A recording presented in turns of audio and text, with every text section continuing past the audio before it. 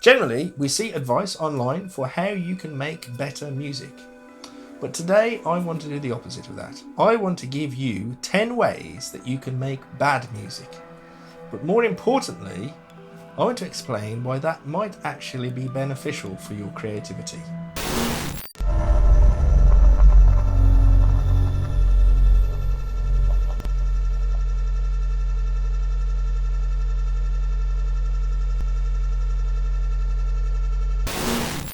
Hello, I'm Richard and welcome to today's video.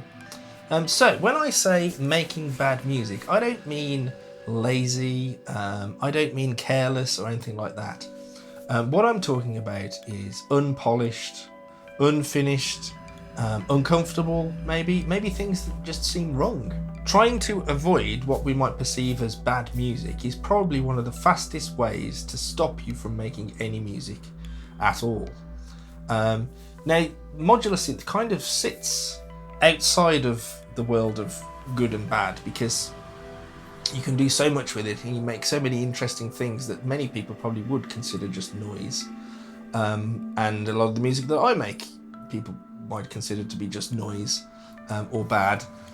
However, it's this specific quality that makes modular synth so good for really developing this mindset of trying to embrace music which is unpolished or unfinished or not perfect. So here are 10 ways that you can make bad music and why it might actually be helpful. Okay, number 10, don't prepare. Start without a plan. So no patch notes, no references, no goal in mind, just confusion, not knowing what to do, not knowing where the path is going to lead. This is likely to lead you to exploration and discovery, and without a goal in mind, you will probably come across some things that will be pretty interesting. When you prepare or when you plan for something, that kind of locks in expectations to a certain degree, and it's those expectations that can prevent you from discovering hidden gems in your music. Discovery happens after you start making music, not before. And so while preparation might make you more efficient, confusion might make you more creative. Number 9, use the wrong tool. Pick a module or sound source that is completely inappropriate for what you want it to do. Use it for something that it clearly wasn't meant for. Most modules can be grouped into specific categories, such as sound source or modulation or whatever. But actually, they can be used for other things. The labels on them are really just the ideas that the designers had when they were making that module. But at the end of the day, we're just dealing with voltage. And that voltage can be used in all sorts of different ways. A module intended for modulation could produce a sound source, or perhaps an oscillator which is intended to be a sound source could also be a modulation source, and so on. Why not try and think about how different modules could behave and be used other than how they are intended? Misusing modules in this way creates new behaviours, and innovation can sometimes come from misunderstanding what the tool was meant to be used for. Modular synth thrives on misuse, so embrace it. Number 8, overuse noise. Add too much distortion. Push levels until things break. Let hiss, crackle and chaos dominate. When we add noise into our patches or uncomfortable sounds, it strips away the polish and exposes emotion. It forces us to listen differently and reassess what we consider to be music. Noise can remind us that music doesn't always have to be beautiful. Number 7, ignore the rules that you've learned. Throw out the theory, throw out the best practice. Break the conventions that you've developed yourself or that you see in others. Why does this help? Well, rules can be useful, of course, but rules are really scaffolding.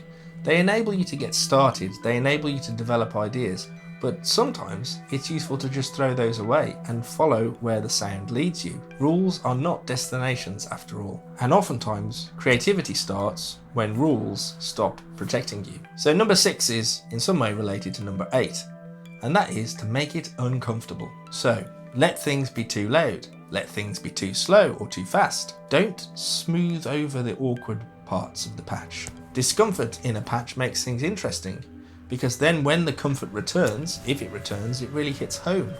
It's all about that tension and release, setting something up, setting up a level of uncomfortability in order to resolve that at a later point. Okay, number 5, don't always finish the patch. It's okay to leave things half finished. Sometimes it's even useful to walk away before it starts coming together. Not every idea needs to become a finished piece of music, and we can actually learn a lot from sketches and ideas that we develop along the way. Sometimes when you're stuck on a piece of music, sitting down and trying to force the outcome is the worst thing you can do.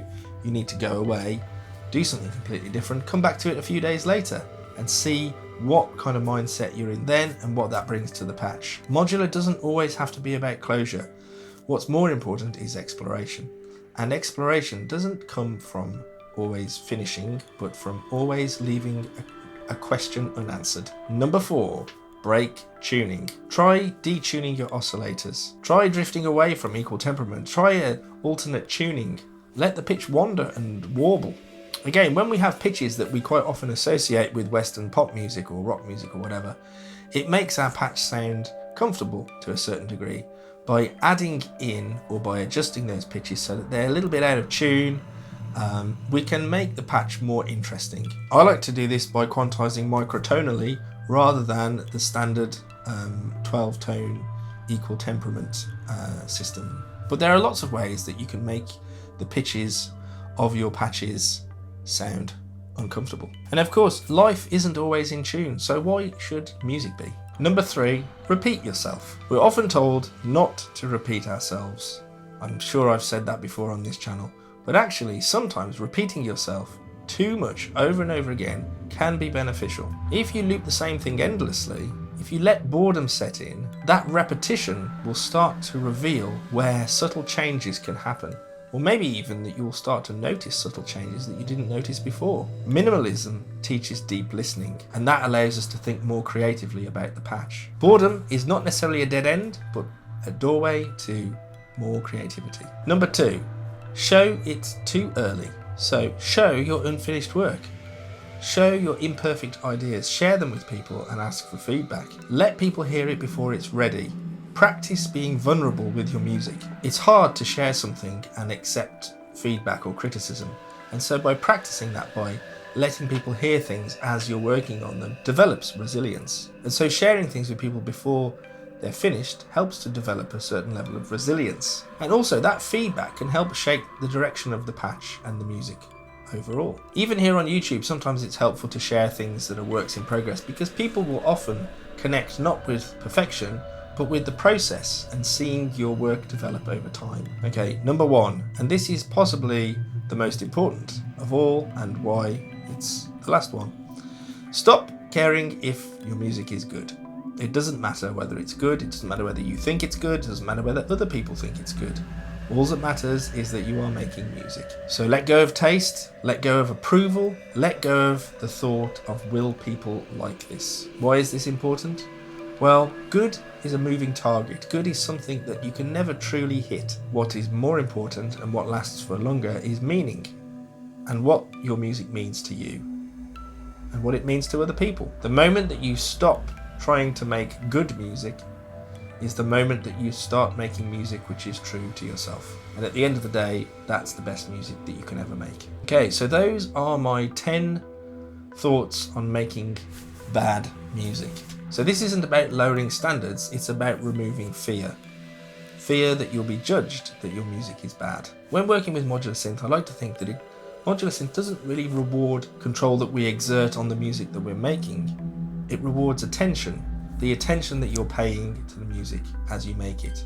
The attention that people are paying to it when they listen to it. And by letting go of what is good or bad, we can pay closer attention to what we are doing. And so bad music isn't the enemy. Fear is the enemy. Fear of judgment, fear of what other people will think. So, if you have enjoyed this video, drop a comment. Which one of these 10 items are you guilty of? And which one do you think you might try and incorporate into your own music making practices? And of course, as ever, I would be very grateful if you would hit the like button and the subscribe button if you're not subscribed. And thank you very much for watching. I will see you in the next video. Cheerio!